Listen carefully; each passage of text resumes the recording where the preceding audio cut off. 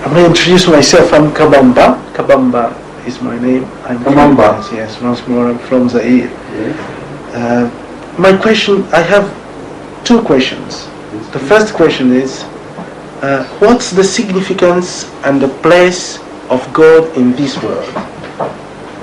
The second question is, could we say that in this particular century we have been witnessing a kind of competition between visible man and the invisible God? If yes, who is the referee in this competition? How strong? Very interesting. I should love to answer these questions one by one. That's right. So let's begin with the first one. Thank you very much. Yes, please. Could you repeat the first question now? What is the position of God in this world? The significance and the place of God in this world. Yes, That's right. No, it all depends upon how you look at things. If there is a God, and the question is put forward by the one who believes in a God, then this question is distorted, because then it should be, what is the significance of this world to God? Because He is first then, and the world is second. If there is a God, and a believer asks the same question, he should put it the other way around. Because if there is a God, then obviously this world emanates from Him, is created by Him. It is just secondary, nothing as compared to the significance of God Himself. With the result that the question should be that what is the significance of this world to God, and what is the position of this world and place of this world in relationship to God. Am I right?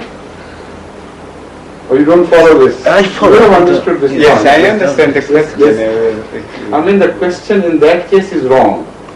If you begin with the premise that there is a God, begin with the promise, you believe in God and I believe in God. So if the questioner is not an atheist, he believes in God already, so his question should be the other way around. That we know there is God, so what is the significance of this world as compared to in relationship to God? Because then God is the first reality and the world becomes the second reality. You understand this point? I understand this. Now, if it is an atheist, then God does not exist, then the question falls out automatically. Then there is no question. If it is an atheist, then he is interested only in a philosophical concept of God in which we are not interested. Then it's only an academic question that why should we buffoon people with the concept of God and what significance He can play, that imaginary thing. Then this question should be this. And those who believe in God, they are not interested in such a thing. Only those should be interested who are, for instance, big politicians who don't believe in God themselves, but want to create a sort of source of fear and awe for very illiterate people. This question should be asked to them by atheists. That why are you after creating the image of God when it doesn't exist? What is the significance? So because I believe you are a Catholic and you know I am a Muslim, and so this question should be put the other way around. What is the significance of this world to the existence of God which already existed before the world was created? In that case, will you be interested in answering this question in this way? Because what I want to, the point... Or the point is different, let me... That's right, yeah. Because now, when we look at the world as it is now, it's going on now, we really sometimes wonder, where is God and who is He? Though we believe in Him, you see, we believe because it's very difficult to assess oneself if the God we see in our own. No, this question is, in this case, is quite a different question. That's right. From the one which the wording suggested. That's right. You want to put it in a different way. This is why it's better to analyze the question. That's right. So that my answer is not off the mark. That's right. First I know what the question is, then I'll be able to answer it. Not sure. The point is, perhaps, as I have understood now, that's right. You want to ask if somebody is in doubt as to the existence of God and does not positively know because he is unseen. He is not to be witnessed by eyes or by other four senses. So one is in a position of doubt. So what role this world would play in introducing us to that God, and to what extent that witness would be trustworthy? That's right. Is that the right question? Yeah. Now, good. See, it's so good to know exactly what the question is. Otherwise, I might have answered you completely differently off the mark. That's right. And then at the end, you might have to repeat the question, and still you would be groping in the darkness. That's right. Now, this is very interesting because the very first surah of the Holy Quran, the very first chapter of the Holy Quran, deals with this question abundantly and very adequately, as I understand. And that surah is called Surah Fatiha, the opening chapter of the Holy Quran, which comprises 7 lines only. And the very first opening words of that surah deals with this question. That verse is Alhamdulillahi Rabbil Alameen, the very first introduction of God. All praise be to Allah, who is the creator of all that is known, or all that leads to the unknown. Alam is a very significant and a very beautiful word which has been used here. Alam is generally translated in English as world, as universe. Worlds or universes, because it is used in plural here. But this is a very inadequate translation, because in Arabic what it means is that which is known, number one, and that which leads to the unknown. For instance, there is a mark indicating this road goes to that place. That would be alam, that mark, which leads to a place which we don't know. Through that mark, you are led to the place where you want to go. So, your question falls within the 4 walls of this verse. The significance of this word in this respect would be, number one, that this world does not exist unless known. That is the first declaration. This is most important and a very beautiful, deep scientific declaration in the single word. If you were not here, or let's say if one passes out, a whole world passes out with him. And suppose the entire living beings in the universe suddenly pass out, what would be left? Nothingness. Because what was to be observed is no longer observed. So you can't conceive of anything then. That's right. Because you have to know something for it to be there, or even if it exists and so nobody knows, it is as if it does not exist.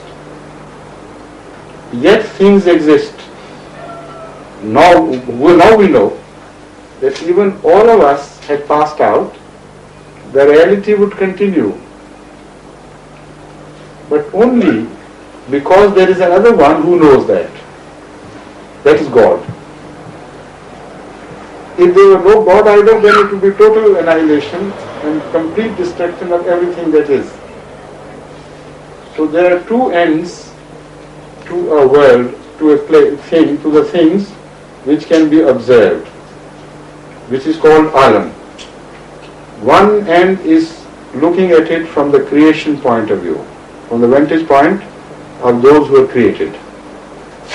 And other point is from where God observes His creation. So if we see it, our vision determines what it is.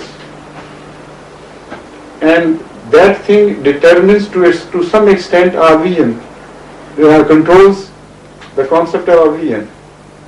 And this relationship is always changing.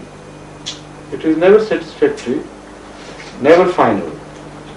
For instance, the universe which was seen prior to the time of Galileo was a different universe, while in reality it was the same. The universe which is now seen by the highly sophisticated radio telescopes, X-ray telescopes and gamma rays telescopes and all sorts of things, is a completely different universe from the one observed in the early 16th century or the 17th century, say. It was 1610 when Galileo invented his telescope. So that shows that the reality of the thing can only be determined as such if the vision is perfect and the vision is final. If the vision is imperfect and cannot encompass everything and cannot reach deep into the realities of things, then the universe will be a flickering, changing universe. However, sharp one's vision be at one given time. We can claim that now we know the universe because we are at the summit of things. But the fact is that 100 years hence, people will look back at us as we are looking back at Galileo or people before them. So we'll be laughing at the concept. What concept was held by Einstein? The poor thing was quite a good man, of course, a wise man of his time. But after all, he didn't understand things. That sort of attitude. So from our point of view, the world is unreliable. We don't know what it is. Only it is a temporary reference to this world which we can give according to the sum total of our knowledge. But if Alam, as the word is used in this verse, is looked upon from the other angle, which is the Creator's angle, because Creator knows what it is, His knowledge is constant. Whatever change may take place, that is in His knowledge as well. So the only way that the world really truly exists or can exist is from that angle. So one important significance of this world is that it can exist only through knowledge, and it can only exist truly in entirety, in reality, through the knowledge of God, if there is a God. If there is no God, then the world is just insignificant and meaningless, because it's a changing reality, we don't know what it is. Now the other thing which the verse tells us is that Alam, that is to say the universe, the observed facts, are only indicators. They lead us to the unknown. And this is the significance of the universe. Now, if there is no searching eye, then the significance of the landmark disappears. If there are milestones on a long road and there is no traveler, no one making a journey, then the significance of that landmark disappears completely. So in this sense, the universe was created with the purpose of conscious beings appearing on this earth, capable of taking their lessons from the landmarks. Otherwise it could not be called an alam, an indicator to the unknown. So this also was a design of thing. It was not just accidental. According to the first verse of the Holy Quran, the universe is not an accidental phenomenon. It was designed as such. It was designed that ultimately there would be conscious beings who would draw their lessons from what they observe and would be led to the unknown, that is the Creator. That also throws beautiful light on the question of why we cannot observe God directly with our five senses. If we could directly observe Him with the five senses, He would not be unknown, and this indicator would not be an indicator anymore. You follow the point? I followed, yes. You can only reach Him through indications. Yeah. That is also declared in the very first verse of the Holy Quran. That God cannot be reached directly through five senses. Only your five senses can reach an indicator, a landmark, and that would lead you, the pointing fingers would lead you to the unknown. You can travel in that direction, but you can travel on and on without ever reaching Him directly. There would be more important indications, still more important ones, clearer to clearer indications, but He would still remain the unknown as far as your limits are concerned. That is the second declaration. So looking at the existence of God from this point of view, let's enter now the field of investigation, what the universe leads us to. The one important thing which has also been mentioned in this verse, Alhamdulillah Rabbil Alameen, is this, that whenever you investigate, whatever you investigate, you will come to a conclusion that everything is worthy of praise. There is nothing haphazard. It is orderly and it is beautiful. Hamd means, Alhamdulillah, I'll translate this verse, then you'll understand what I mean. Alhamdulillah, all praise be to Allah, the God, Rabbil Alameen, who is the Rabb, Lord. It has so many meanings, but I can't enter upon every thread of meaning which is contained in this. But let's confine to the one word, Lord. All praise be to the Lord of the universe.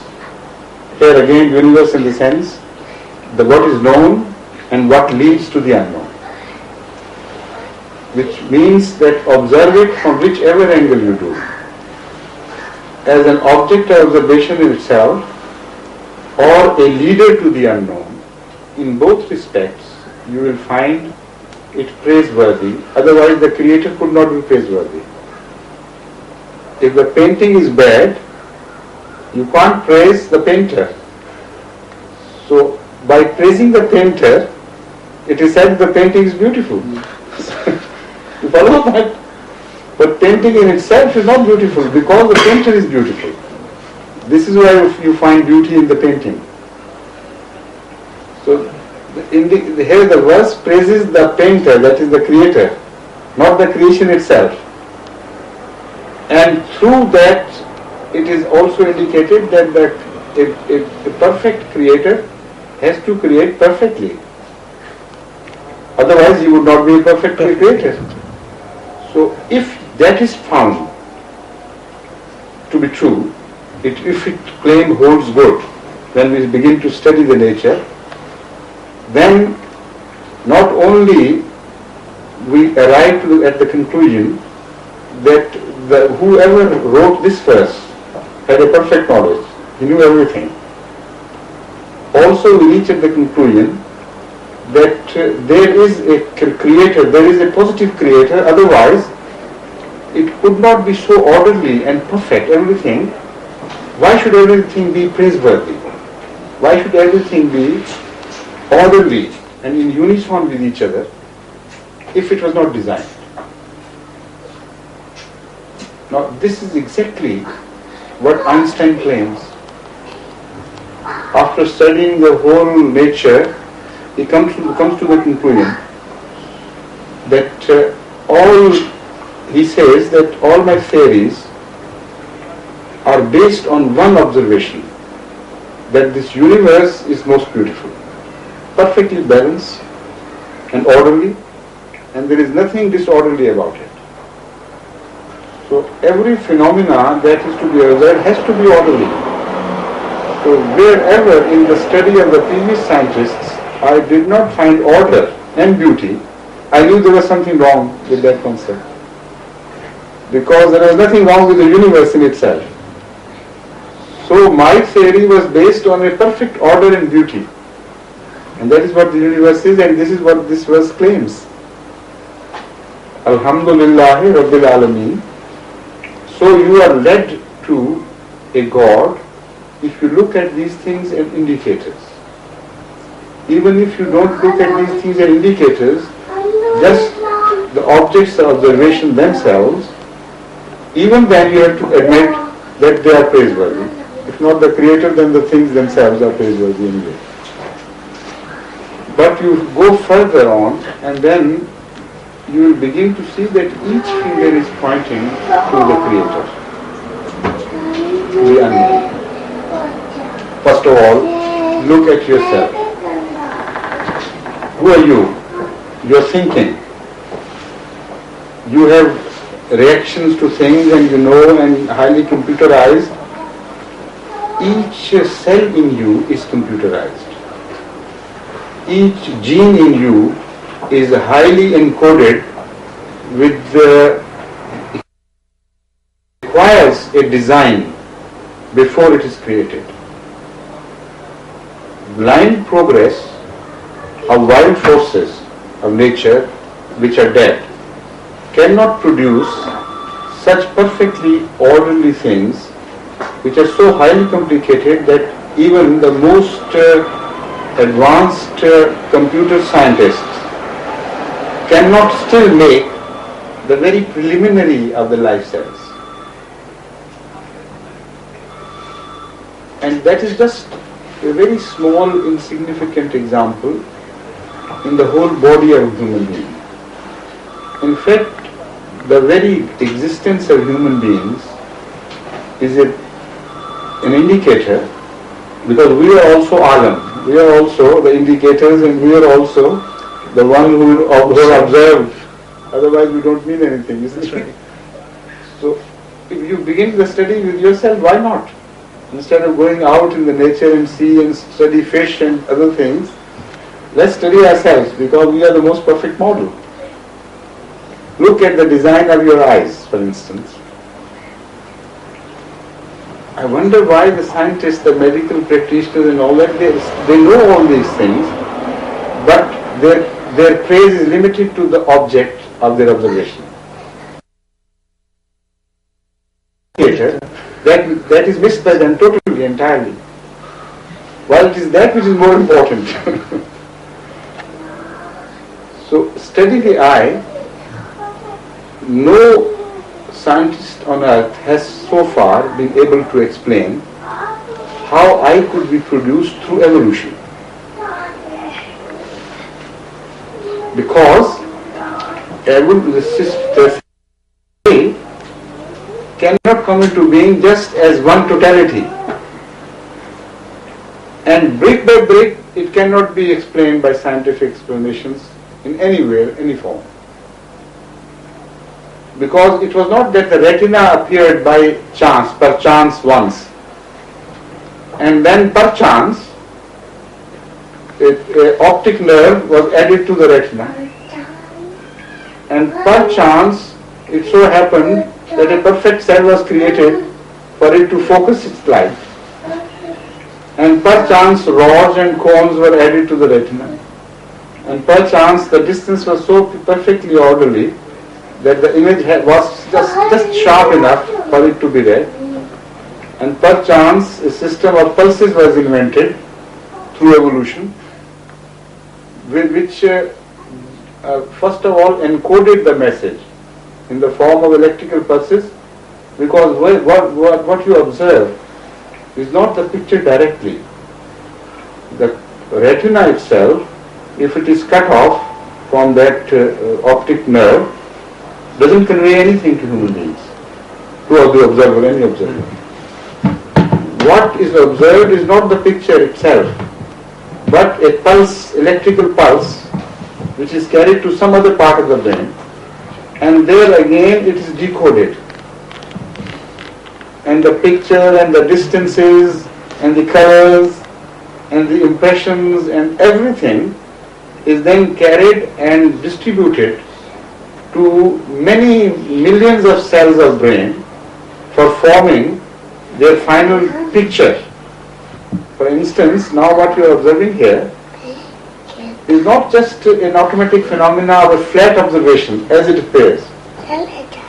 When you are observing, your eye is automatically turning it into pulses, which pulses are carried through a cord to a brain center, which then redistributes all the information bit by bit to various departments of the brain. And each fraction of a second, hundreds of thousands of pieces of information are collected, and then pulses go back to the same center, and then a picture is created. For instance, when you are seeing things, might be in the remote past you have seen such a thing. If you have, that observation will be analyzed and it will be sent to other departments of the brain, and that department will send you an indicator that I see a child, and there was a child to my sister who was like this, and if that child died early, then your emotional center will be informed. They begin to be sad about it. If that child is the apple of the eye of the parents and is the most beloved child, then your sense of pleasure will be excited. Just the sight of it would remind you that I should be pleased at looking at this child. If somebody's image resembles an enemy's image, whom you hated, those emotions will be excited in you just by looking at the picture. And at one and the same time, you are seeing so many things. Your emotions, your past experiences, your future aspirations, all can be excited in different ways, in different shapes, by just one glance at a thing. And all that is being done in your brain. And yet, the scientists would have it that it is just a long evolution of billions of years which has created this orderly thing. Because if it is blind observation, then it should not behave like this. The blind evolution should take a few steps forward and many more steps backwards. Because it's always the guided evolution which continues the journey in one single direction of progress. So evolution it is, no doubt. But from observing ourselves more closely, we come to the conclusion that everything which we are observing is not just the object of observation, but is an indicator. And that indicator is to the unknown. This is exactly what the Holy Quran says. In the very first verse, Alhamdulillah Rabbil Alameen. And we are so overawed with the beauty of what we observe that we have to say Alhamdulillah. All praise be to the Creator who has created such perfect beauty. So this is the significance of this universe. If you take it not just as an observation point, but as a leader to the unknown, you will be led to the unknown.